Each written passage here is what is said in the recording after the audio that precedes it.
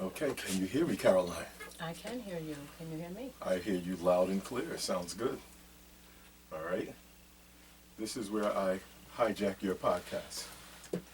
I know it's a hijack because I have no idea what's about to happen right now. This None. is awesome. This is why I like it. So we are here because you have finally took that step of dropping your own solo CD project. We did a little short blurb to let people know it was coming, but now that it has been officially released on March 24th, 2024, which happens to be our granddaughter's birthday, Yes. our third birthday for those who need to know. This way we can link those two projects together for a lifetime. Okay. And what is the name of your project? A Lasting Love. Okay, and why did you name it A Lasting Love? Well, I named it A Lasting Love because of the track A Lasting Love, because that's my favorite track.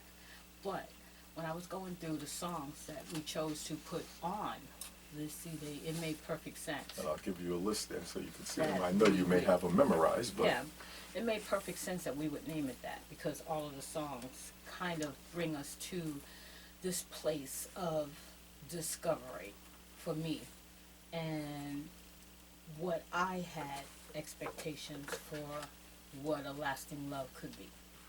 okay. So, My first question for you is quite simply, how does it feel to drop your very first solo CD project?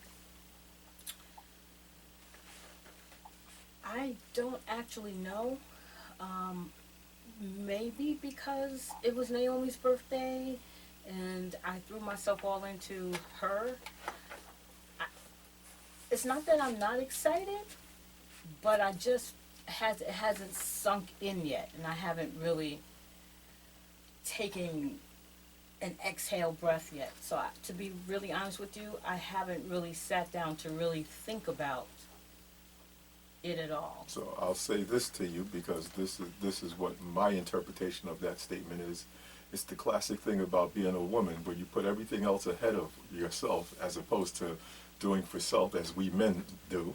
Exactly. And here you're talking about your granddaughter's birthday, but we're talking about your project. So what that leads me to believe is, when I do my projects, I have lived with these songs because I've played them, I've recorded them, I'm trying different things. So by the time I release it, I have listened to it a million times. And then upon dropping it, I throw that bad boy in the car and I ride around and I listen to it some more. So have you even sat down and just listened to your project since it's been released? No, I have not. Okay. And again, it's just what you said. I, by nature, put everything and everybody before me. By nature. Son's getting married tomorrow, as you know. Exactly. And, I pour a lot of myself into my children, into my grandchildren. So, truthfully, it is something that I need to work on. Yep. And I will admit that. I need to work on that. But we're here, and you know how I feel about truth and honesty, so I can only bring you truth and honesty. So I'm going to tell you, like I always tell folks when it's time for interview, a lot of folks when they are trying to interview for a position, they are, of course they want the job, but they don't realize that this is that time you have to be selfish. You can speak about team projects and all those things that got you to where you are at that point in your life, but when you're in that room sitting across from the people, it's about selling yourself. So today, we're focusing on this project. All the other external stuff means nothing. All we want to focus on is things that are integral to this project. And yes, it was released on her birthday, so she's integral to it, but we want to dig in and talk about the project. So I need you to be selfish today and talk about your project. I can be selfish today, but I have a question for you, sir. Yes. If that's the whole focus, then why did you choose Naomi's birthday in order to launch my, as you put, very first single project? Because, okay, we're going to be truth to honesty, y'all. Truth to honesty. This project should have came out last year. She keep dragging her feet. She keep doing this every time we went. I can't. Nope. So I knew if I put it on a significant date with something strong attached to it, you would have no choice but to say yes. The next significant date would have been your birthday, which is May 20th. That's another 2 months after the project, when everything was completed, trying to get it done. Now, we had some reasons why we couldn't get it done in a faster time frame, but when we originally had this all together, this project should have dropped last year, and we would have been By out no the gate fault and of running. mine, though. Okay, so that's why I put it on that Okay. date. Does that make sense to you? It makes sense, but just for the record, by no fault of mine has this project been delayed. Because in my view, this project should have been released years ago, not just months ago. So, So you know. we're going to come back to that We comment. can come back to it because, like I said, we're going to have a truthful, Yes. candid conversation. We'll definitely come back to that because Okay. I want you folks to hold that one because we're going to bring that back because we can bring it full circle. Yeah, but you are the interviewer, so I'm going to answer your questions Exactly. as honestly as I possibly can, with no holds barred. No. So that's why I said ask you how to feel drop your first solo project. Yes. And as I surmise that you haven't sat down listening, you come down here, we're in my studio right now. I be in here bumping my stuff all the time. So you have to get to that point of selfishness where you can appreciate your own work because this is how you hear it, marinate with it, breathe it, and then when you're looking to move on, you can get to the next thing. My next question for you is I asked you how did it feel to drop your very first solo CD project, but here's the selfish question. How does it feel to be a solo artist and knowing that across that project, you are the person who is truly carrying that load? Think like Beyonce with Destiny's Child. Now she stepped away from Destiny's Child and she became Beyonce. So she had to leave what she did in the past and now it's all about her. That's what the mind frame I want you to think about. So, ask me the question again so I can truly understand the question. It's how does it feel to be a solo artist knowing that you are carrying the entire load?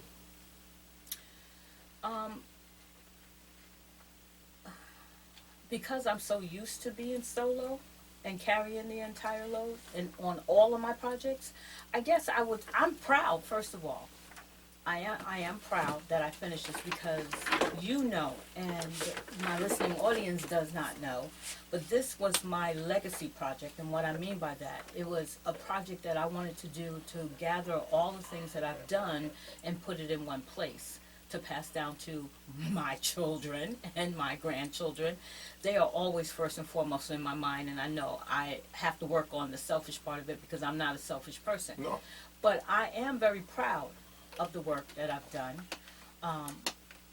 It feels good to finally get it out, and I'm okay with carrying the lead. I mean, I'm used to that.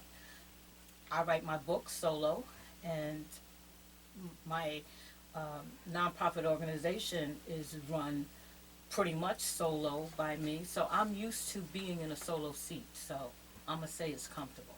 Very good. I like that. My next question for you is, how would you describe the music on your project? If someone stopped you on the street and they said, "Oh, I heard you got a project," how would you describe it? How would you describe your music? Well, right off the bat, I would have to say it's avant-garde because it's not, and I'm not, like any person out there. I consider myself uniquely different, a phrase that you came up with, and I have adopted to describe every part of who I am. I am uniquely different in every single thing that I do. So if you ask me what the music would be like, I would say it is uniquely different, but pleasurable. Mm-hmm. I enjoy listening to it. It's not something that I listen to and say, "Oh my God, I don't want to hear this."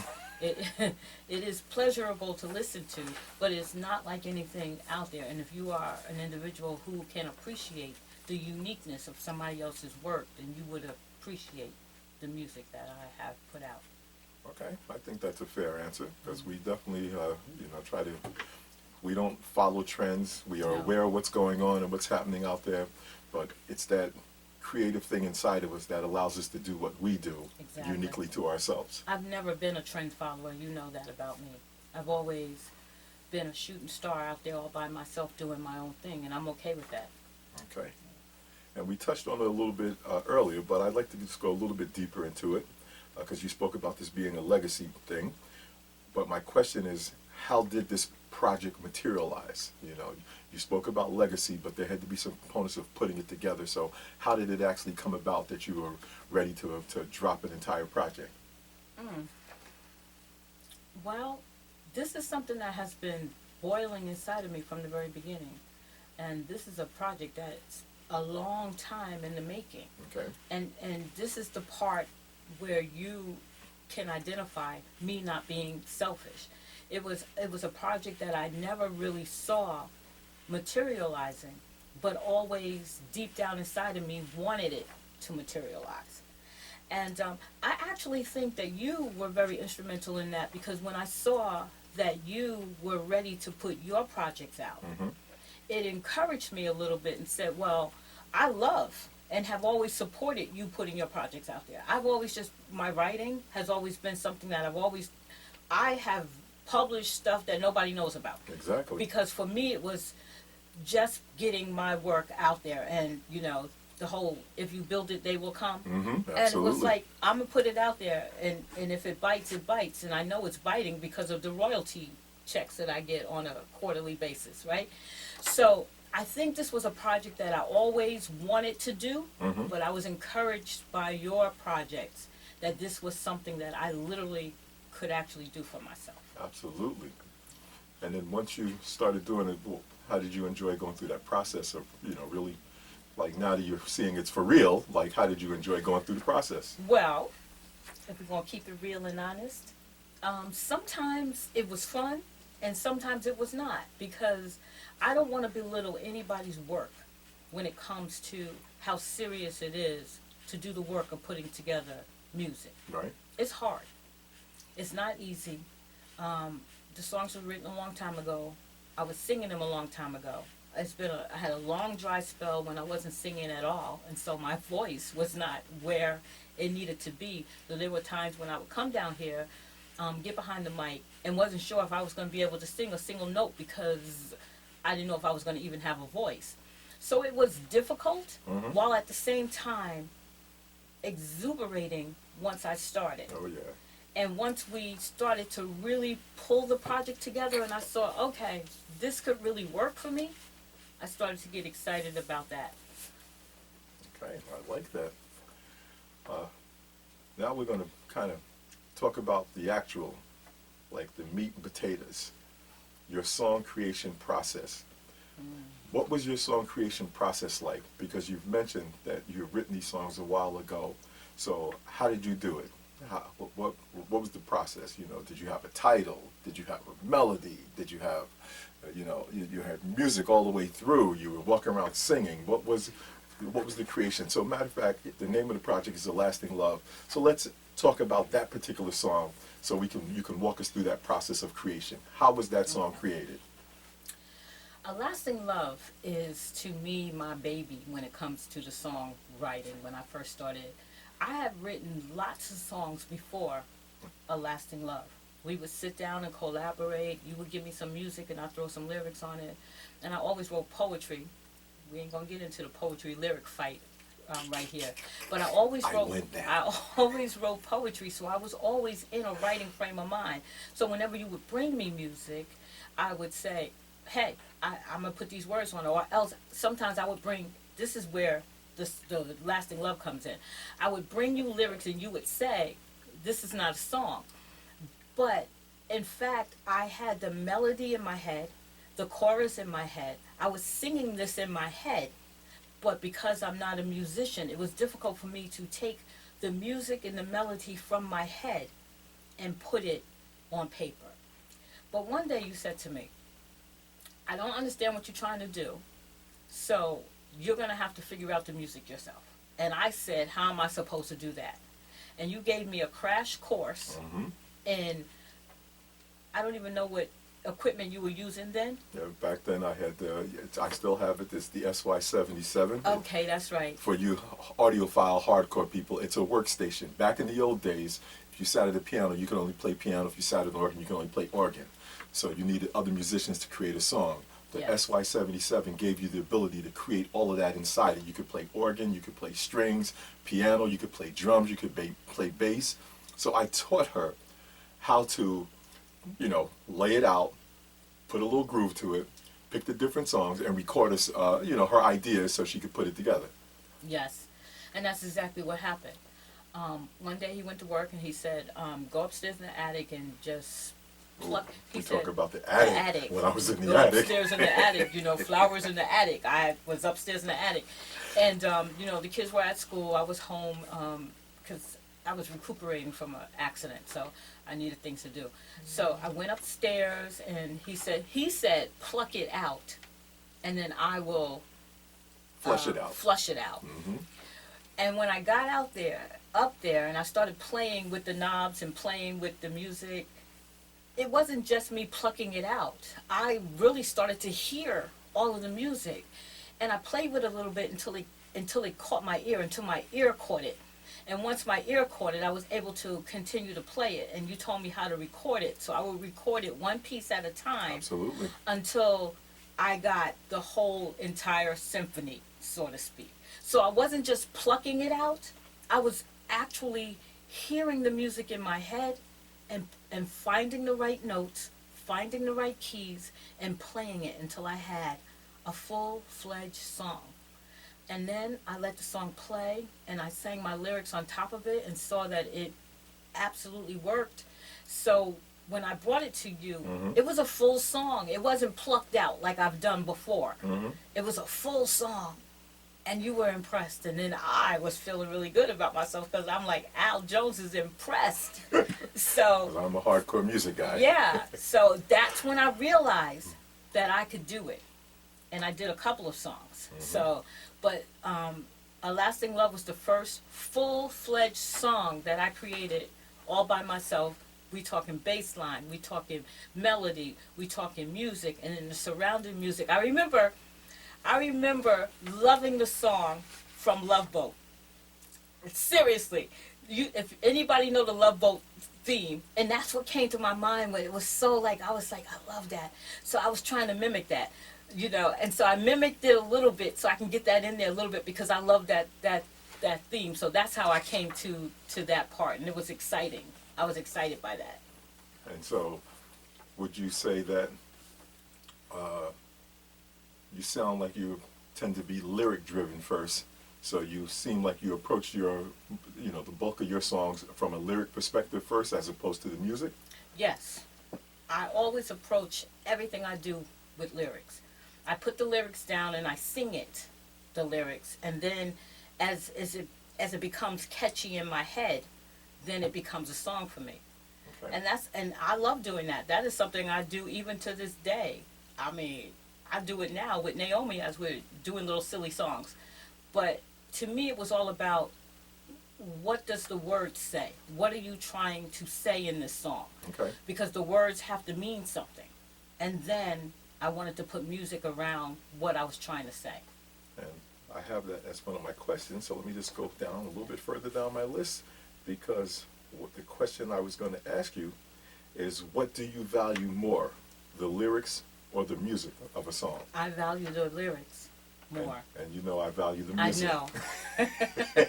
I value the lyrics more because I feel like if you can get a good set of lyrics, then a musician or somebody more experienced than me when it comes to music will be able to wrap the music around what I'm trying to say. Okay. And there's room for adjustments. And let's just clarify that she means rap, W-R-A-P, not rap, R-A-P. It's like hip-hop.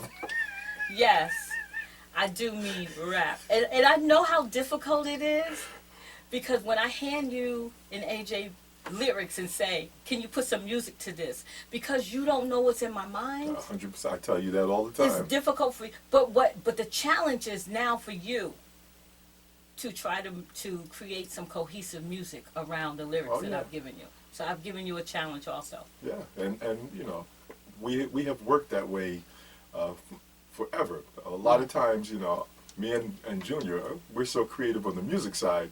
We're always, coming up with little riffs and stuff. Yeah. And you're coming up with a pound of lyrics. So what tended to happen is we would take your lyrics and marry it to our music, and if you had a specific lyric that you were strong about, you would say, hey, I need you to write a song about this, and then we would put something together, and it would be nothing like you were trying to hear. This is why I wanted to show you how to, you know, start to understand a little bit yourself without having to give you full-on theory and, you know, you having to take piano lessons. Yeah. You can pluck out a melody. You know, if you can sing Twinkle, Twinkle, Little Star or Row, Row, Row Your Boat, you can pluck out a melody. And so I wanted to give you the opportunity to have that. And the two songs from this project that truly exemplify that is A Lasting Love and The Best of You. The Best of You is probably one of your great songs that you did the same kind of process. And one funny thing about both of those songs, I just thought about it, just hit me in my head. You know the funny thing about both of those songs? No, what? Both of those songs have the best piano solo I've ever done in my life. See how is I in inspire? both of those songs. See, that's where the inspiration comes in. See, if he's just sitting there doing his own thing, he, like everybody else, you have your own idea. You know, he's Prince driven, he's funk driven, and he has in his mind what he wants to do. But when someone else brings you something, it challenges your brain Step to outside. say, I'm going to step outside my box. Yep. I see where she's going with this, and let me see what I can do. But you're right. I think those solos were the best that you've done. Ever. And if I Ever. had to recreate it today, I can't. I totally agree. So it's funny, you know, it just, well, I just referenced those songs because those are the songs that you put together. And so one of the roles that I did, and I have that as a question, so let me get to that, because as you hear how we just described a part of that, I wanted to ask you, how was it working with me as your producer? That's the question, because you just heard what she said about, you know, coming down and being in certain moods, and then me hearing things and trying to flesh it out. So I took her songs and I gave it the structure it required, you know, put that little bounce on it, made it more cohesive. It was her skeleton, she had everything in there, and I just added that stuff to make it pop. Okay, so this is where I think I'm going to have to go upstairs and get a drink now. no, this is where you're gonna have to have a thick skin. You I'm- always telling I'm me okay to have with- a Listen, thick skin. I'm Okay, about to pull this camera up closer so you can see. this is where you and I had a love-hate relationship, because As well we're supposed to. where I respected everything that you were doing because I knew that you were more experienced than me, I also am very stubborn. That Taurus bull in me made me want to do things my way, regardless of what you wanted to do. Case in point was when we were doing The Best of You. Oh, God, I don't remember. Okay. There was some ad-libs on The Best of You that I insisted that I wanted to have, and you said it's not going to work, that you wasn't feeling it, and you know, and we fought about that for a long time until finally you said, whatever, just do what you want. And I did it, and after you listened to it for a while, you said, you know what, this really works. And there was also a situation where you added some ad-libs to another song, and I was like, I don't know if this is going to work, and vice versa. I listened to it a couple of times, and it actually worked. But to answer your question, sometimes it was very difficult because, ladies and gentlemen, I want you to know that Al is very, very hard on me. I'm demanding. And one of the things that used to really, really, really get my goat is that I would watch him for years and years and years work with other people, especially women. And he was gentle and kind, and he was loving and very nurturing to them. And whenever I got down here, it seemed like he was so hard on me. And I used to get so mad at him. It's like, okay, you're going to have to give me that same kind of time and that same kind of love and that same kind of whatever. But I am going to say this. I know why he was so hard on me. At least I believe I know why he was so hard on me. Because of what he always just said, even in the beginning, how I don't know how to be selfish, but I know how to be selfless. So he knows that I was never giving 100% of myself because of whatever, fear or whatever the case may be. So he would always push me to limits that I didn't even think that I would be able to get to. So to his defense, I believe now, after the project being done and over and finished, a lot of that was simply because he knew that I wasn't given 100% when I came down here. I was skating through. I was afraid to raise my voice. I was afraid to go out of my range sometimes, and he would try to get me to put aside all of those fears so that I could move forward. And I know that I wasn't 100% there, but I do believe that when we finally got to finish this project, I wanted to be 100% there. And even if I was 90% there, there was still some room for growth. I still appreciate the harshness in which I needed to go through in order to even get this project going.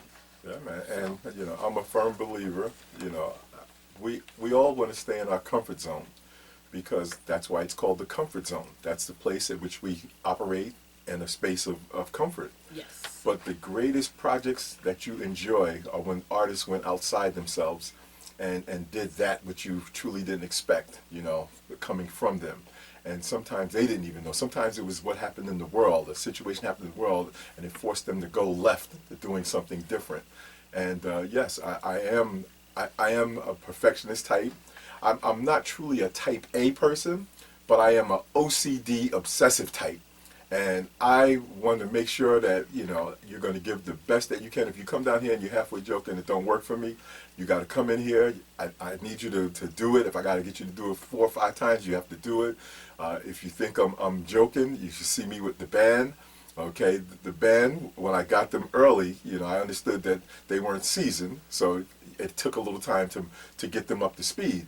And then once I got to a level of what I would say a level of proficiency, if they dip below that, I'm on their ass because no, you gotta be always at this point. I want you to supersede that, but you can't go below that.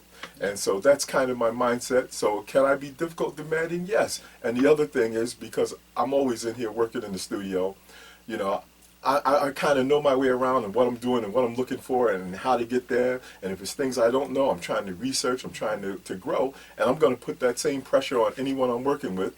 And you get double pressure because you came up with the musical family, okay? You had quite a few your brothers musicians, you sang with your sister, and then you spent all that time here in this house. So I wouldn't accept anything less from you because in my mind, you know better. And I can accept that, except for like everybody, because this wasn't my. It's not your normal niche. My normal niche. Yes. I needed nurturing.